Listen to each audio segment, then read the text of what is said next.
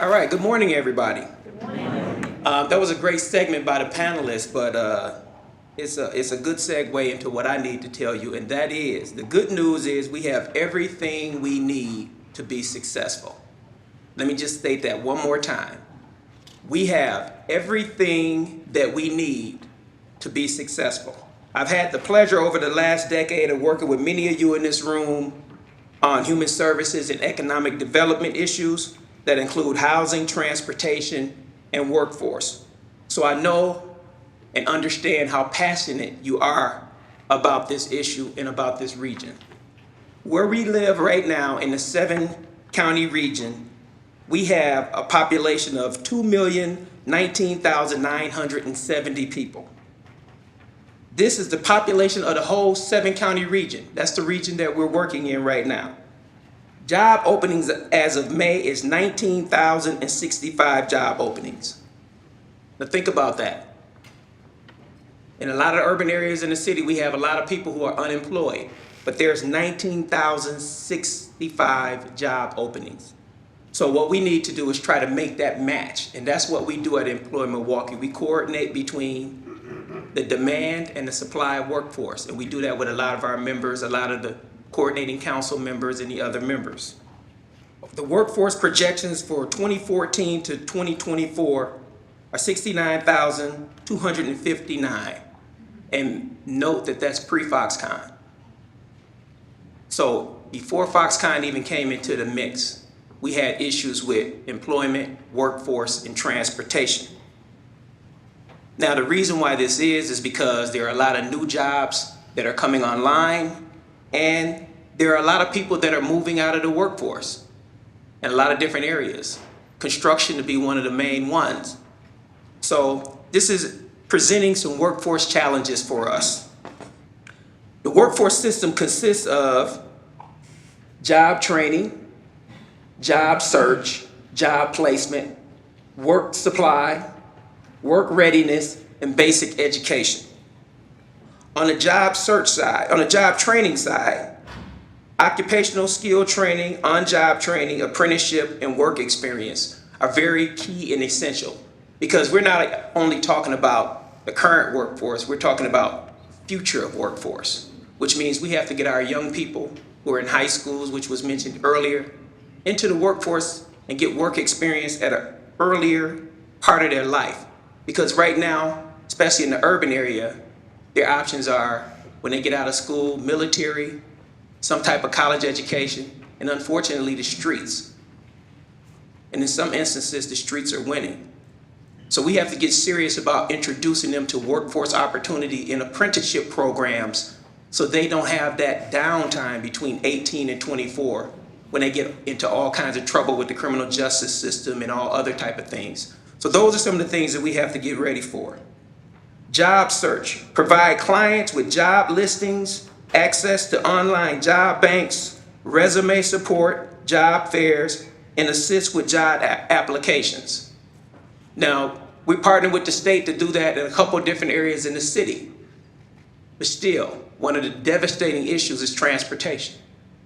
Even if we are 100% successful in getting people ready for the jobs, we still have the issue of how do they get there? And how do they get back home? So transportation is huge when it comes to job search. We're talking about job placements, building relationships with employers to place clients into jobs, including post-placement follow-up. But what does that mean? If we're fortunate enough to get somebody trained and get them the credentialing they need to come and work for one of your companies, we still need them to have other wraparound services because they have other family needs. They have daycare needs. They may have some needs with their housing. They may have some other needs, maybe a aging parent or disabilities.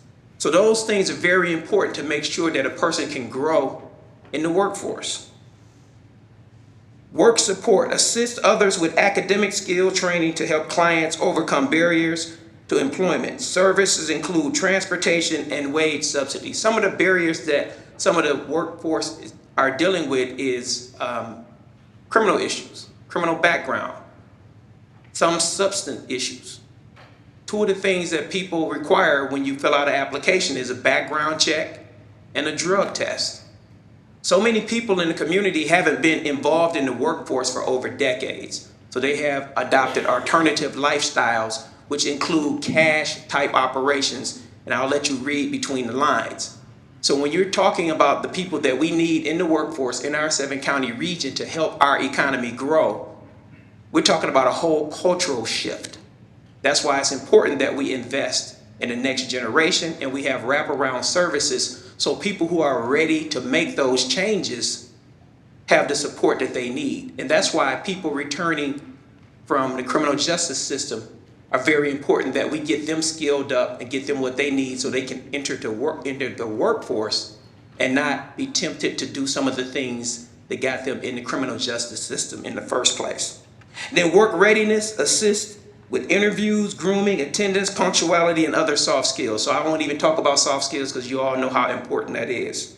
And then the basic education, high school diploma, preparation, adult basic education, including reading, writing, math, and other requirements for employment. A lot of times, a lot of the people that I hear from, especially in the manufacturing, they say, hey, Willie, I just need somebody who will come every day. That's all I need. In my mind, that's directly related to transportation. Now, some of the other issues they have to deal with, but transportation, getting them there every day is very important. Transportation needs for each phase: education and credentialing, skill training, pre-apprenticeship, and employment. I mentioned all of those things in the last slide because they are very important, because we're not just preparing for today, we're preparing for the future. And we want to be competitive. It's us against other regions. It's M7 against Cleveland and Chicago and Minneapolis. And we have to work together in order to get that done. Education and credentialing. High school students want to participate in youth apprenticeship programs but have no transportation to the work site. One of our panelists spoke about that earlier. They want to deal with some of the young people and there's some transportation issues. They want to deal with some of the young students at some of our local colleges, major transportation issues. So it's hard to get them introduced to the workforce if we can't actually get them to where the work is. The skills training. Individuals enroll in pre-apprenticeship training through WRTP for construction and pathways. But in order to do that, they need transportation to the education piece. They need transportation to the training piece. They need transportation to the job site where they can actually get the experience they need. And a lot of people in that situation are not dealing with ways and means to have their own car. So public transportation, other transportation situations have to be provided for them. So that's very important, especially when we're talking about the amount of infrastructure that we have to improve in the 7-county region. Now, this slide is an example of a company that was trying to hire. And they simply said, right there, you see in the highlighted, it says, if you have reliable transportation, you can't even apply for the job if you don't have reliable transportation. And when you're getting introduced to the workforce, you got to accumulate. You may have some other things you have to deal with before you have enough money where you can actually buy yourself a car. In the meantime, reliable transportation has to be public transportation or something else. Now, we did a client survey at Employ Milwaukee and recently showed that 70% of the WIOA program participants age 22 and older have a valid driver's license. 23% of those young people are enrolled in programs ages 16 to 21 have a valid driver's license. Approximately half of job seekers aged 22 and over rely on public transportation in order to get to their work site. Very important issue. What mode of transportation do we use? Right there you can see, I'm not going to go over all of the numbers, but the most important one, 51.1% of the workforce use public transportation. Very important. Employ Milwaukee's WIOA program participant ages 22 and older, 51% use public transportation in order to get to their work site.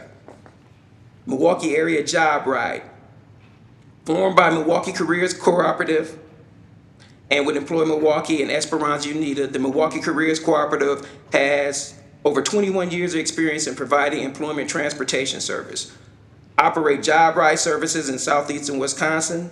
Employ Milwaukee coordinates with America Job Center in Milwaukee County to ensure employers within a 45-mile radius of Milwaukee have access to job seekers without cars, utilizing the MAJC van service to and from work. In fiscal year 2016, the MAJC provided a total of 32,359 one-way job trips, which translate into round trips for an average of 311 individuals per week.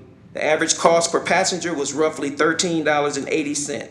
Was funded by MAJC service come from the Wisconsin Employment Transportation Assistance Program, which includes funds from the State Department of Transportation and Workforce Development. Employ Milwaukee and Milwaukee Careers Cooperative provide a 25% match. In addition, participants in the program and businesses are charged $2 for the business and $2.50 for the participants. That's not a sustainable transportation system. So we have to look at something that's much more sustainable than that. Now, making a connection, student job seekers wait for education skills, training, and employment opportunities. Educators and trainers wait to provide skill training and credentialing attained opportunities for more candidates, and employees are waiting for skilled workers to meet current and future workforce demand. And just on what we deal with every day at Employ Milwaukee, I can tell you, transportation is probably the biggest issue. It's a major issue. Once again, I just want to reiterate that we have everything we need to be successful. One of the panelists said it's the sense of now, the sense of urgency, the sense of us working together. I've worked with many of you in this room. I know your passion. So I look forward to the challenge, and I think we'll be able to get something out of this type of gathering that'll help our region in the future. So thank you very much.